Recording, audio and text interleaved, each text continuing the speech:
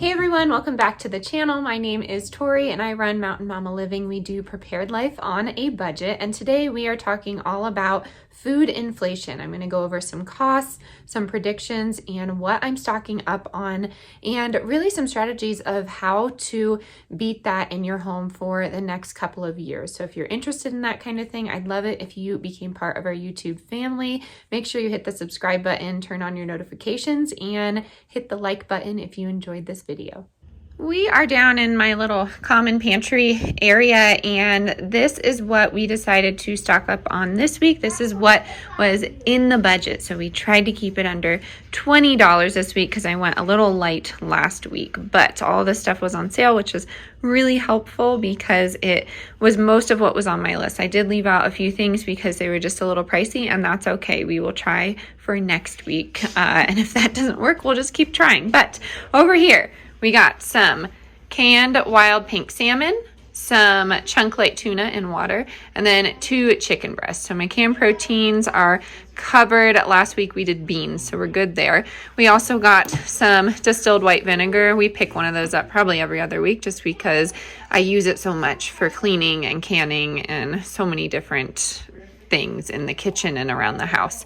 Next up, non-fat dry milk powder. We got 2 of those. We try and do a dairy. You could do like a canned cheese ragu sauce if you wanted to, if you're more on the cheese side when it comes to shelf-stable dairy, but we do like to mix it up. So I did get some coconut milk as well, and that's just nice to have. Of course, it's different recipes for each, but you're going to want to have a variety, in my opinion. If you don't like coconut milk, then don't pick that up and maybe go for some oat milk or almond milk.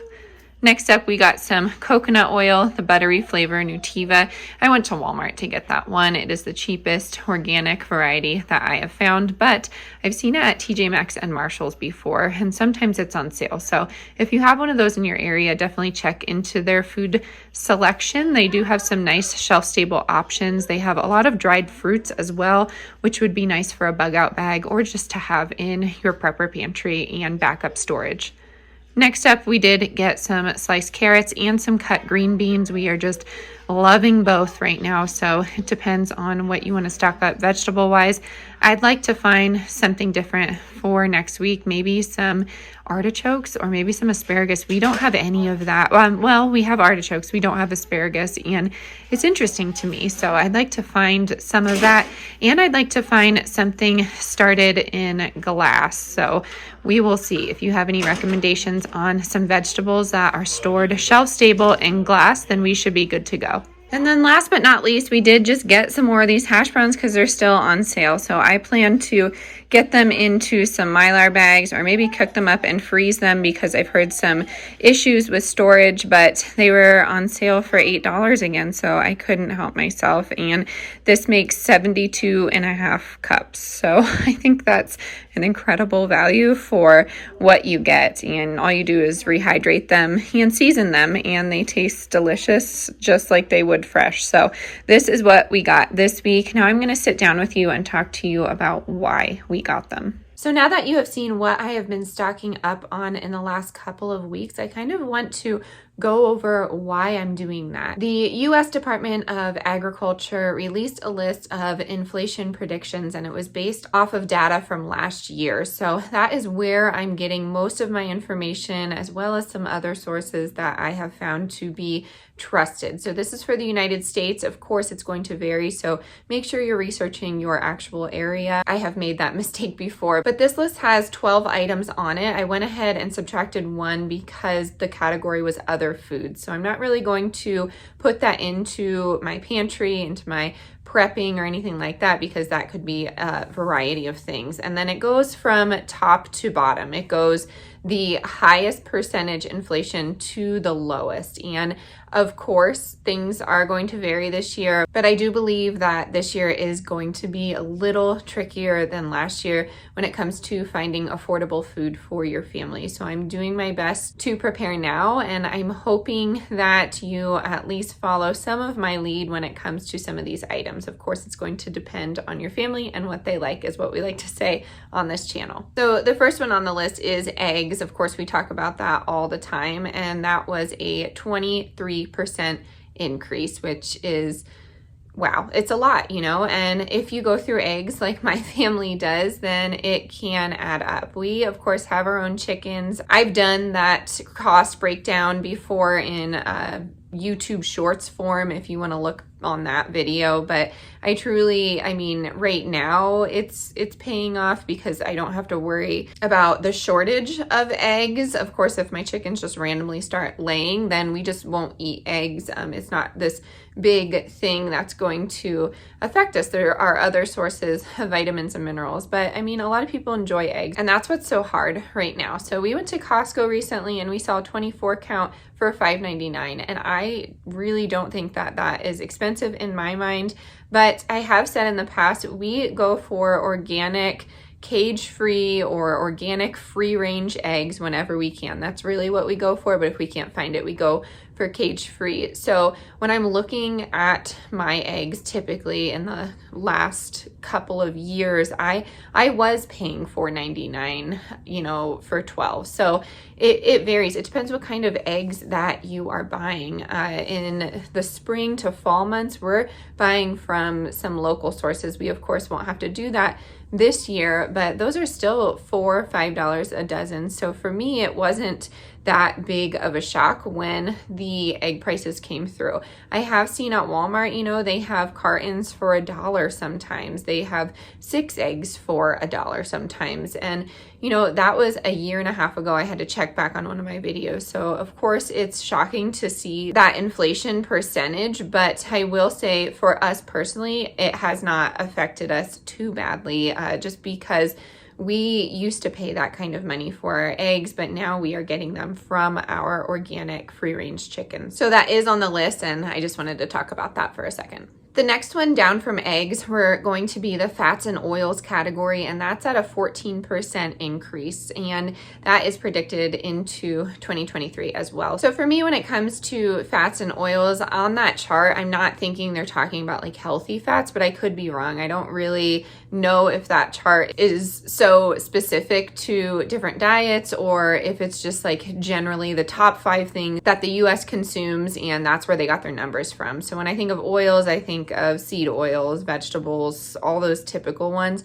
But we are trying to consume 100% organic olive oil. We do avocado oil, coconut oil, and all of those, again, were pricey to begin with. So it depends what kind of quality that you're getting. So personally, no, it hasn't affected us when we are buying those types of products. We are buying in bulk, and I found the best good oils are going to be at Sam's Club, but that's just me and my area, so you'll have to shop around for that. But a 14% increase is pretty high in my opinion, so why not stock up now if you can? So I get not everyone can do that. I'm in the same situation. I cannot front all of this money just so I can prepare, but if you do it a little at a time, and if you follow my tips and go to stores that have actual savings, I think that you will be okay. I can't promise that, but I do actually enjoy researching sales and where to buy things the cheapest. It's something that I find joy from. I know that's odd. So I hope you take some of these tips and just implement them into your daily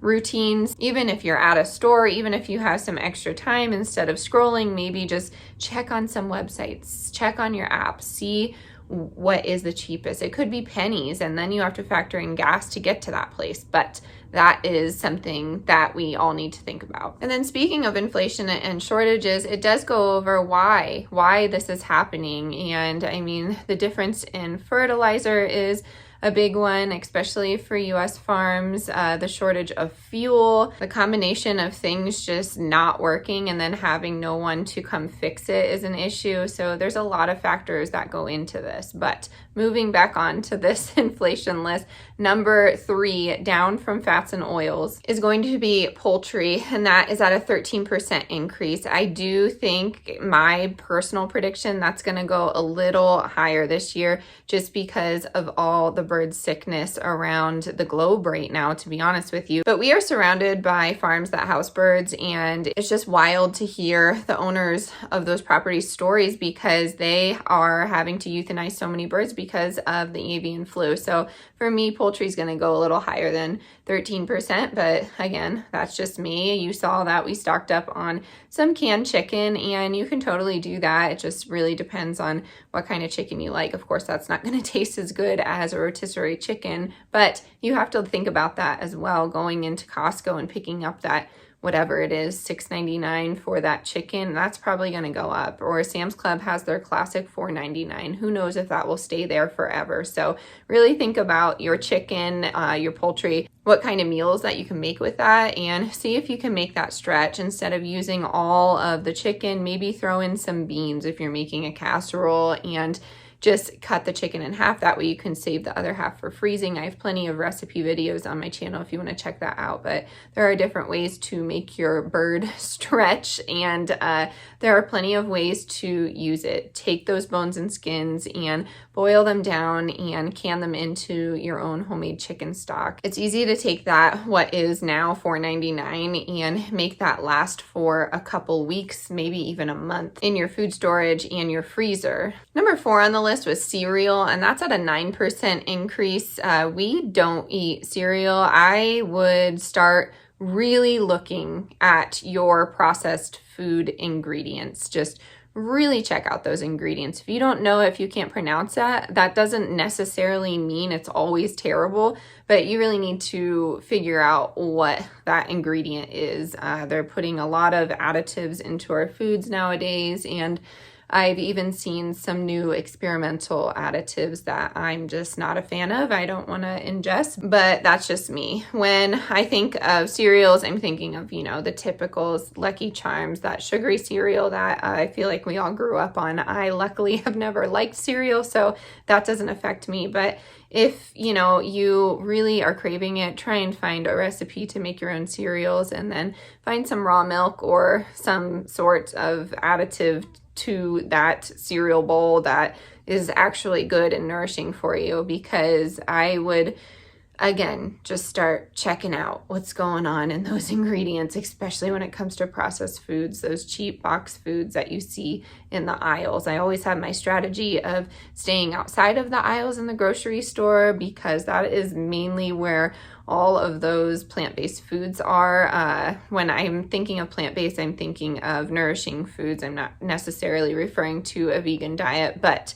I'm thinking of vegetables and meats. My sale items are on the outside of the aisles as well. So that is why I shop the perimeter of the store instead of going down the aisles, unless I need canned items or something like that. Then that's when I'm actually going into the aisles. The next one at a 9% increase was dairy, and I feel like that's going to go higher as well. I spoke to a few dairy farmers. We're surrounded by those out here too, and it's just really incredible what you're seeing. Incredible, not in a good way. The feed costs, there's just so many factors that go into running a successful, good dairy farm. And I'm not going to sit here and say that I know what's going on behind the scenes. I've never ran a dairy farm, but I have some close companions that do, and it's a lot of work, especially when you're manufacturing and selling large scale. So you really have to keep that in mind. But those percentages at 9%, I just really think are super low, especially for this year. I mentioned as your standard, probably in every video by now, I would recommend looking into their raw dairy in bulk. If you don't like raw dairy, that's fine. Look for the organic dairy in bulk, but there is some good quality dairy products out there that you can bring into your home at a cheap price and then preserve it. So that is why we stocked up on what we did. But if your family doesn't consume dairy, then you're good to go.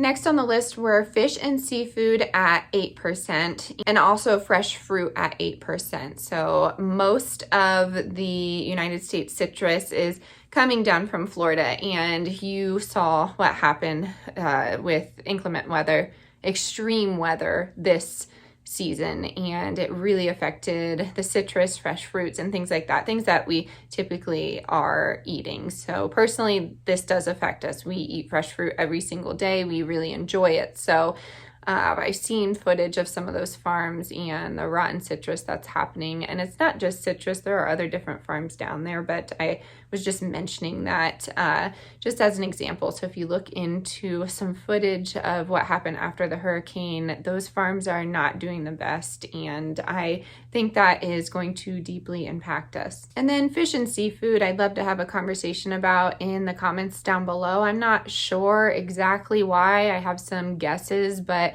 I'm assuming that's going up pretty high, pretty higher than 8%.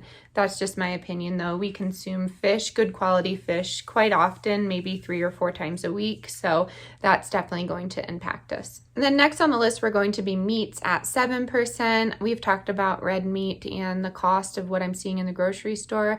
I think it's higher than that, but I am not the U.S. Department of Agriculture. I didn't conduct that study. For me in my area, it's definitely higher than that percentage. So you have to look into that. And then last on the list was going to be fresh vegetables, and that was at 3%, which is a nice, good number for now. Again, I think it's going to be higher than that. That doesn't affect us too much right now just because we are gardening in a small scale way, but it's enough to feed our family of 4. I eat fresh vegetables every single day. I thrive off of fresh fruits and vegetables. I do really enjoy that kind of food. So I've been trying to preserve what we can when it goes on sale. So Kroger sales have been coming in clutch this winter. Of course, we have everything that we canned from our garden this summer and everything that we froze. So we are good on most of what we need until we start gardening again. I will sow my seeds in March and I'm excited to do so. I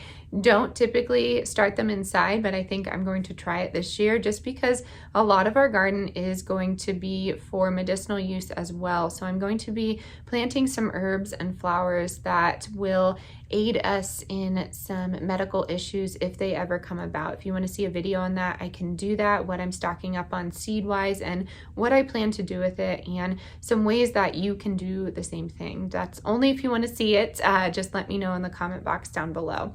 And that is going to conclude our list. So I hope you enjoyed my haul and what we're stocking up on. I hope you enjoyed some of this information. I will leave the article down in the description box below. It's nothing cryptic. It's just from the U.S. Department of Agriculture. So you really have to look into your sources, what you feel like trusting. I'm sure there's some on that list that I didn't mention, but of course, let's have a conversation about it down in the comment box below. Alrighty, everyone, that is going to do it for today's video. I really hope you enjoyed all of the content today. I did some research and I am actually enjoying some of these statistics. My brain is not at all mathematical, but it is interesting to me. I have faith in these sources and I'm hoping that if we collect enough information in the comment box down below, we can get some ideas around the globe of what we can do to prepare for our family. So again, thank you so much for being here. If you have not already, make sure to give this video a big thumbs up. As always, stay adventurous, stay creative, and I'll catch you on the next one. Bye, y'all.